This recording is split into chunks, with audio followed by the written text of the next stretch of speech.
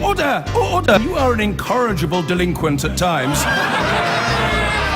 Behave yourself, man!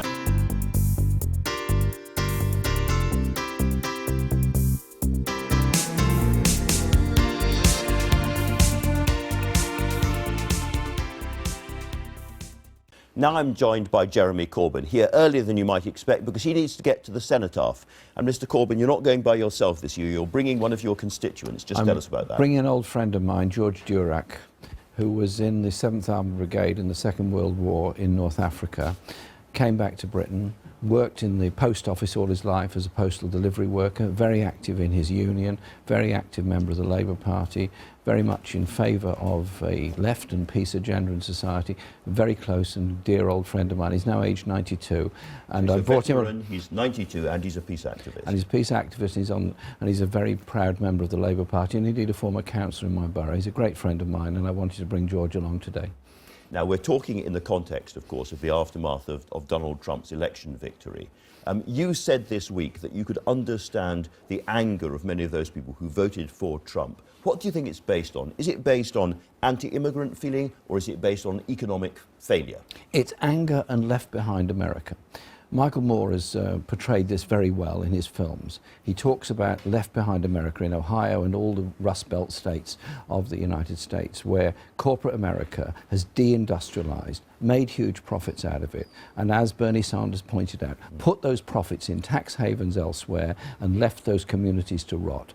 Trump decided to use the populist agenda. He blamed Muslims, he blamed Mexicans, he blamed women, he blamed anybody he could think of, except the very corporate America that in many ways he actually represents. The same arguments actually happen all across Europe. Well, I was going to ask you, because it's very interesting. We go through this period of economic dislocation where lots of communities feel left behind and angry, and the protests everywhere you look are going to parties of the right. They're not going to parties of the left. Why is that? Why has the left failed to channel that anger? It's time to move on from the third way, from the new Labour agenda, from the agenda which was essentially an incorporation of that free market liberal economic thinking, which actually processed deindustrialisation in Britain and to a lesser extent in Germany, but to a greater extent in France. So the left was associated with globalisation? Indeed, I think it was, and I think what's now happening is a much stronger left movement across the United States and across Europe. Bernie Sanders garnered a very large number of votes because of his attack on corporate America. By the way, sorry to interrupt. Could he have won? Yes, I think he probably could have won. Now, I guess the other aspect of this, and there's something that Donald Trump has talked a lot about, and Marine Le Pen talks about in my interview with her as well, is protectionism. They're people who say, you have lost your industries because of globalism, therefore we need to put up barriers, we need to put more tariffs on foreign cars, foreign goods coming in. Do you basically agree with that? I think we have to invest in new industries. We have to have an investment strategy, and that I'm putting forward of a National Investment Bank to promote good quality manufacturing industry. We also have to have fair trade agreements. So when we import goods, they should be produced to the same environmental standards as we would respect. We would want human rights agendas to be on that trade agenda. So it's not about closing down trade, it's about fair trade. Is there a silver lining for you in Brexit in this, in the sense that we can now do our own new trade agreements with India, China and so forth, and put in human rights, put in environmental protection in a new way into those deals? I'm already working on potential trade agreements that we could make with other countries, the human rights agenda, the environmental agenda, the sustainability agenda. Those things are very important, but I'm also working very hard on an investment strategy for industry and working with many left parties across Europe who are themselves also opposed to the austerity agenda that's been put forward. Look at it this way. Over the past 6 years, average wages in Britain have stagnated or fallen. Most families are £3,500 a year worse off than they were 5 years, 6 years ago. Public services have been cut.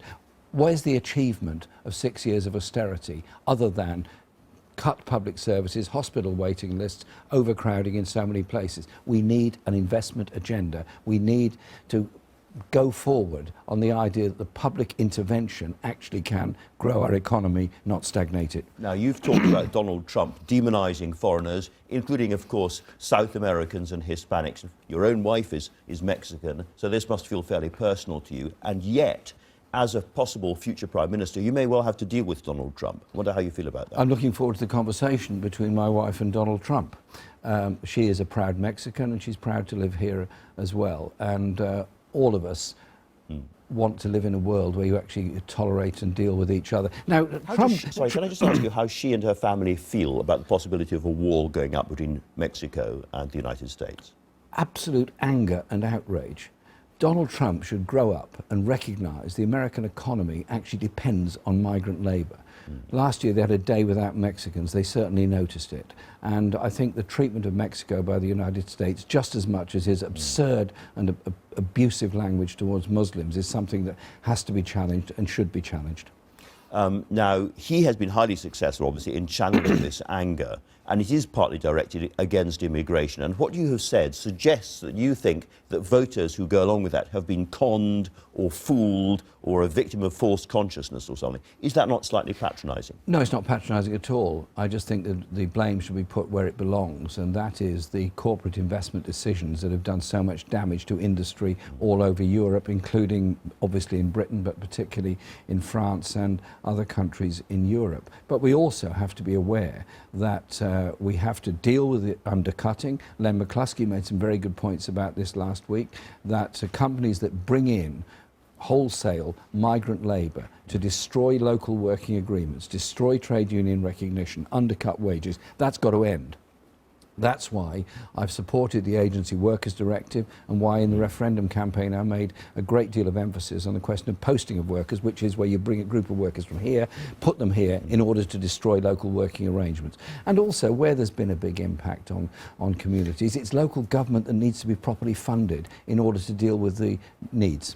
Do you think your message is going to cut through to those said to be, I don't know how people get these figures, it's said that 9 million Labour voters voted for Brexit and so forth, and a lot of them were concerned about immigration, and they may simply hear what you're saying as the voice of the metropolitan liberal elite or establishment that doesn't really understand how radically communities have been changed by immigration up and down the north coast, for instance? Communities have been hit by deindustrialisation, hit by deregulation, hit by the Thatcherite Reagan model of economics in the 1980s that still plays out in former mining communities in many other places where there's systemic unemployment or underemployment, low wages, low levels of investment and poor industrial development. So we need a government that is prepared to invest regionally, that does have a regionally based investment bank, that does deal with those social issues. Communities coming together to improve education and health and housing work better together. Blaming minorities doesn't build houses. Keir Starmer, who's now on your front bench, said that he thought overall, generally speaking, immigration should be lower than it is at the moment. Do you agree with him? I think it will be lower if we deal with the issues of wage undercutting, deal with the issues of exploitation. But I think we should also recognise that the migrants that have come to this country work. The migrants that come to this country contribute and pay taxes. Actually, our National Health Service would simply not survive without the level of migrant labour and migrant doctors and others that are here, because we haven't invested enough in high skills within our own economy. So it's not your policy to push immigration down, but do you think as a result of your policies, immigration will come down? Absolutely. I think the policies will help a great deal. And also working with other parties across Europe, because I'm inviting all the socialist parties across Europe and trade unions to come together in London in early February so that we have a good working relationship with them. Many of those parties are either in government, absolutely, or in government in coalition. They will help us get the kind of deal that we need on market access to Europe in the future when we leave the EU. Now, I've been interviewing Marine Le Pen rather controversially this week. Christiane Amanpour was pointing out that because of the change in the electoral world at the moment, it is perfectly possible that this woman will become French president next year. She's very anti-NATO, she's very anti the EU, she's pro-protectionist, and she's a hard-right nationalist politician. How would the world change, do you think, if we had Marine Le Pen as president? Well, she uses awful and absurd language in France against Muslims. I was just talking to a group of demonstrators outside this morning who were here very angry at the language she's used against Muslims and others in France. And so she uses this populism against minorities in order to get herself elected. The reality is she does not have an economic answer to the problems faced by left communities in France any more than UKIP has an economic answer to the left behind communities in Britain. It's only communities coming together, public investment, that can actually deal with the fundamental economic injustices that are getting worse, not better, across Europe.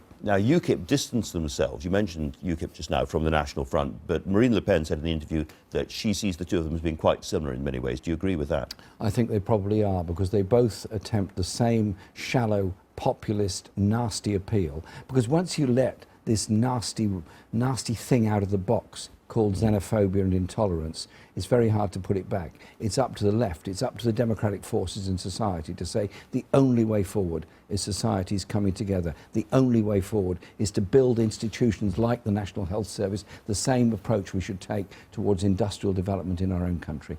The other thing where she and Putin clearly agree on is that NATO is more of a problem than a solution, and they're both quite understanding, as it were, of Vladimir Putin's posture.